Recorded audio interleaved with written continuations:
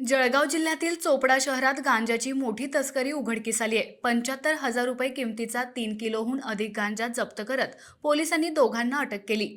चोपडा शहर पोलीस स्टेशनचे पोलीस निरीक्षक मधुकर साळवे यांना मिळालेल्या गोपनीय माहितीनुसार नागलवाडी रस्त्यावर दोन इसम गांजा घेऊन येत असल्याची माहिती मिळाली। त्यावर आधारित सापळा रचण्यात आला आणि संशयास्पद हालचाली करणाऱ्या दोघांना थांबवून तपासणी केली असता त्यांच्याकडून 3 किलो 700 ग्रॅम गांजा आणि मोबाईल असा सुमारे 75,000चा मुद्देमाल जप्त करण्यात आला।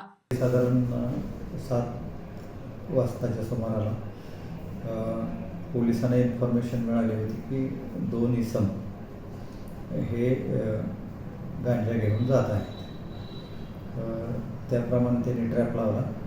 हे जे दोन इसम आहेत ते साधारण आपले नागलवाडी रोडला पाटील नगर या ठिकाणी रस्त्यावरून जात होते।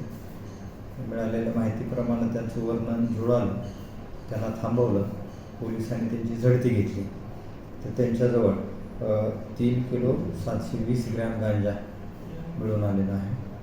तो गांजा जप्त केलेला आहे आणि त्यांच्यावर गुन्हा दाखल केला आहे, त्यांना अटक केलेली आहे। साधारण गांजाची किंमत आहे 75,830 रुपये।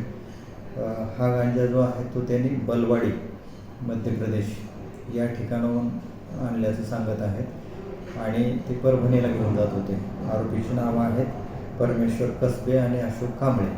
हे भीमनगर परभणी या ठिकाणचे राहणारे आहेत। यापूर्वी पण एकदा त्यांनी या ठिकाणाहून गांजा घेऊन गेल्याचं सांगत आहेत। आता जशी इन्फॉर्मेशन मिळेल तशी त्यांना पकडलेलं आहे।